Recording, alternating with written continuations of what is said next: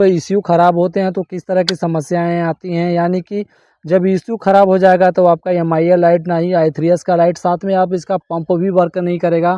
कुछ ऐसे अहम चीज़ हैं जिसके बारे में आपको फुल जानकारी दूँ। जैसा कि मैकेनिक दोस्तों देख पा रहे होंगे, आज मेरे पास में हीरो स्प्लेंडर BS6 की मॉडल आई हुई है, साथ में ये PGM या फाई की गाड़ी है।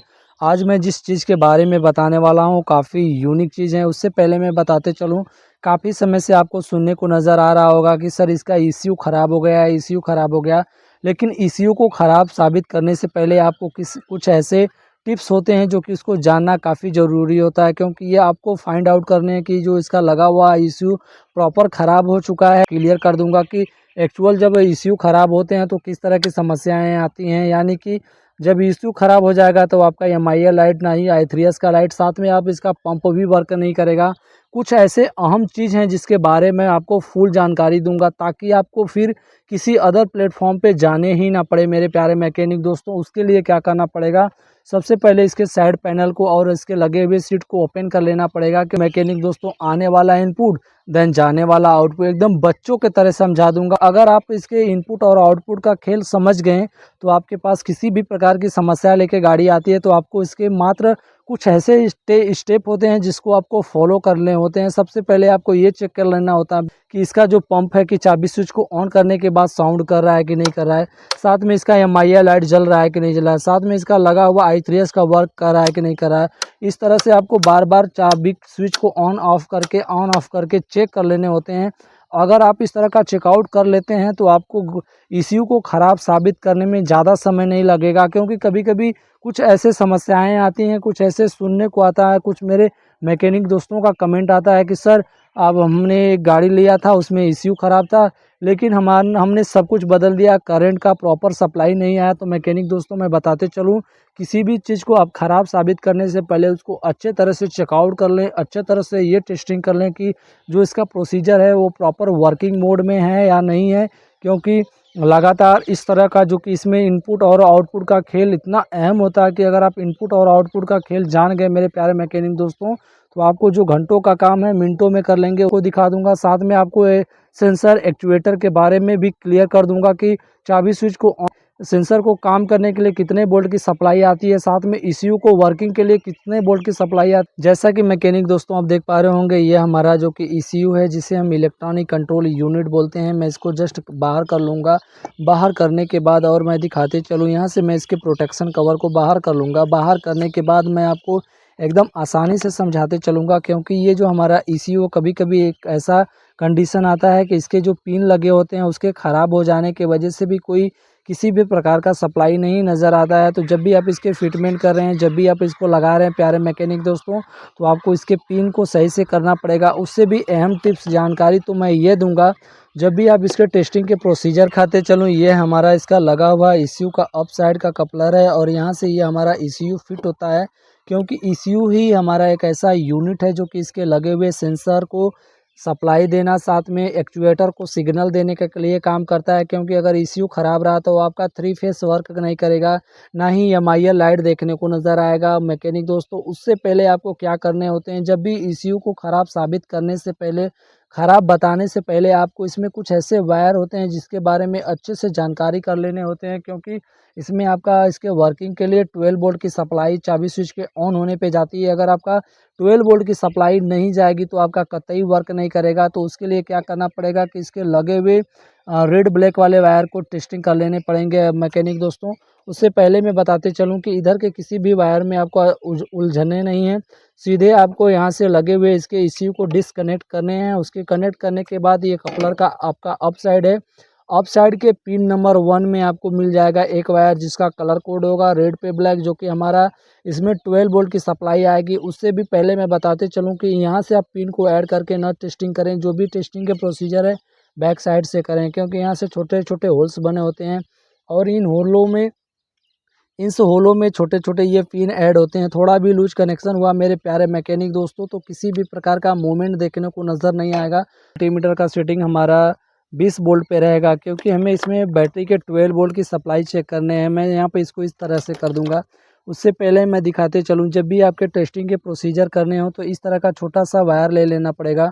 आप चाहें तो इसके फ्रंट साइड में ऐड कर सकते हैं, या तो एक क्लिप के माध्यम से आप इसके रियर साइड में भी लगा के यहाँ से इसकी सप्लाई का टेस्टिंग कर सकते हैं। उससे पहले मैं बताते चलूँ, अगर आपका इसमें बैटरी का फुल्ली सप्लाई आ रहा है तो समझ जाइए कि आपका ECU ख़राब है, जो कि कोई प्रक्रिया नहीं दे रहा। अगर इसमें 12 वोल्ट की सप्लाई नहीं आ रही है तो आपको इसके वायरिंग के टेस्टिंग करने पड़ेंगे। यहाँ से मैं इसके लगे हुए इसके वायर को यहाँ से ऐड कर लूँगा।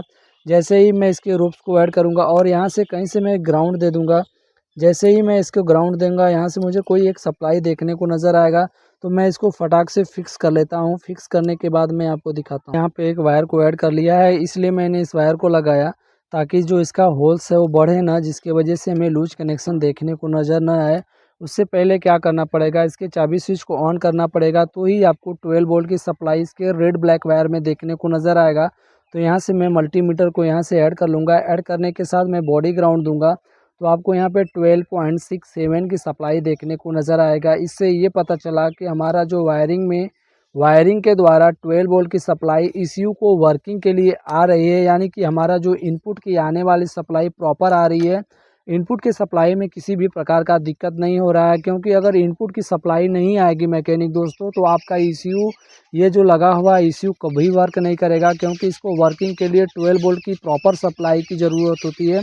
उसके बाद जब इसके अंदर जब 12 वोल्ट की सप्लाई जाएगा तो साथ में जैसे ही इसके अंदर इन होगा, उसके बाद ये आपका 5 वोल्ट के रिफरेंस में सप्लाई कन्वर्ट करके देगा। जितने भी सेंसर होंगे उसके लिए आपको सिग्नल और 5 वोल्ट का रिफरेंस देगा काम करने के लिए, क्योंकि ये ECU ये 12 वोल्ट की सप्लाई नहीं देता है, डायरेक्ट आपको इसके बैटरी के लिए सप्लाई जाते हैं। यानी कि आप समझ सकते होंगे, ये 12 वोल्ट की सप्लाई इसके लगे हुए high tension coil, Paraj valve, ICB valve, इस तरह के एक्चुएटर में वर्किंग के लिए सप्लाई जाते हैं। लेकिन सिग्नल आपको इसके ECU के द्वारा ही जाता है, यानी कि सप्लाई ये सब एक्चुएटर बैटरी से लेते हैं, लेकिन वर्किंग के लिए सिग्नल आपको इसके ECU के द्वारा जाता है।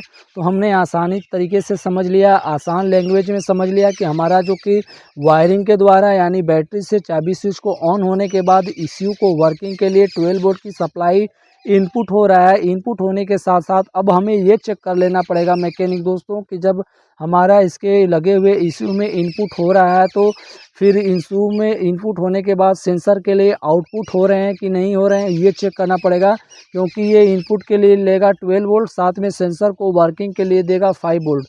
तो अब हम ये चेकआउट कर लेंगे कि कौन से सेंसर हैं जिसमें हमें 5 वोल्ट का रिफरेंस देखने को नज़र आएगा। तो उसके लिए हमें क्या कर लेना पड़ेगा कि यहाँ से ECU के फिटमेंट को पूरा कर लेना पड़ेगा। अगर ये प्रॉपर आप फिट नहीं करेंगे तो आपको टेस्टिंग का प्रोसीजर बेहतर नहीं होगा। तो बेहतर बनाने के लिए आपको डायरेक्ट चले आएंगे इसके लगे हुए। सबसे पहला हमारा टेस्टिंग का प्रोसीजर होगा, यानी कि जब भी आपको 5 वोल्ट के रिफरेंस के टेस्टिंग करने हो मेरे प्यारे मैकेनिक दोस्तों, तो सबसे पहले आप इसके लगे हुए इस कपलर में चेक करेंगे, जो कि हमारा EOT सेंसर के लिए काम करेगा। साथ में बताते चलें, जब भी EOT सेंसर की टेस्टिंग करने हो 5 वोल्ट के रिफरेंस, तो आपको इसके लगे हुए येलो ब्लैक में 5 वोल्ट का रिफरेंस आएगा।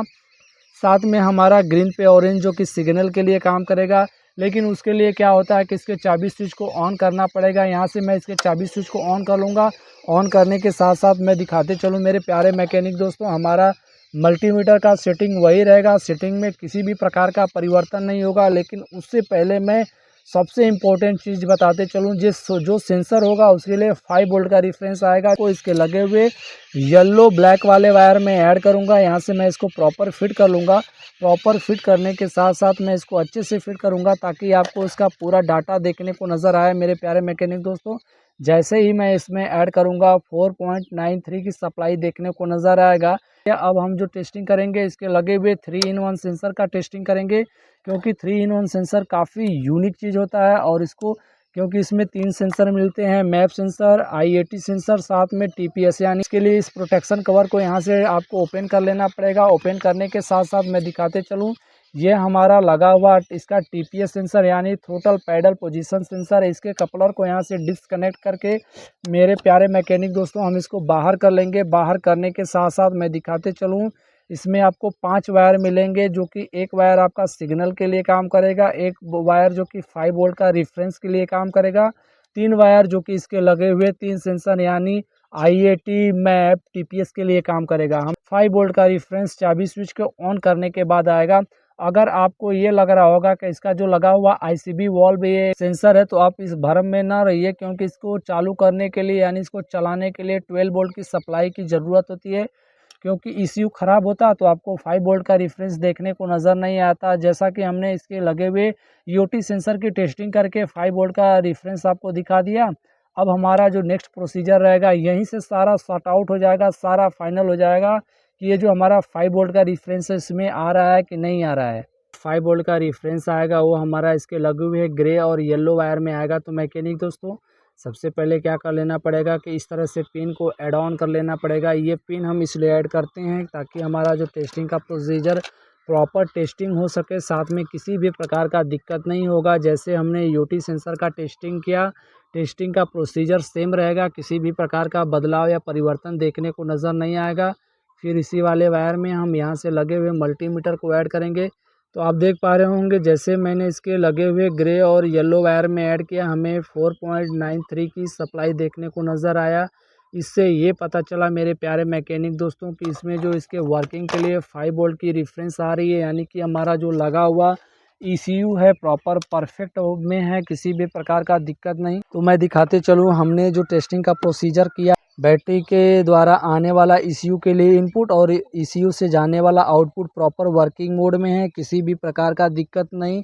साथ में बताते चले, जब भी आप ईसीयू को ख़राब साबित करें, साबित करने से पहले मैकेनिक दोस्तों आप इनपुट और आउटपुट का अगर आप खेल जान जाते हैं, किस तरह से इनपुट निकाला जाएगा, किस तरह से आउटपुट दिया जाएगा मैकेनिक दोस्तों, तो मैं बताते चलूँ कि आपका जो BS6 की गाड़ी एकदम छू मंतर के तरह से आप कर लेंगे, किसी भी प्रकार का दिक्कत परेशानी नहीं होगा।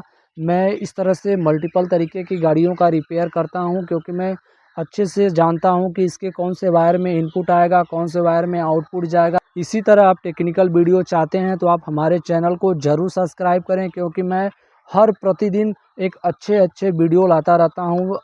इसी तरह मल्टीपल तरीके की गाड़ियों के वीडियो अपने चैनल पे अपलोड करता हूँ। फिर मिलेंगे अच्छे टॉपिक के साथ, तब तक के लिए थैंक फॉर वॉचिंग।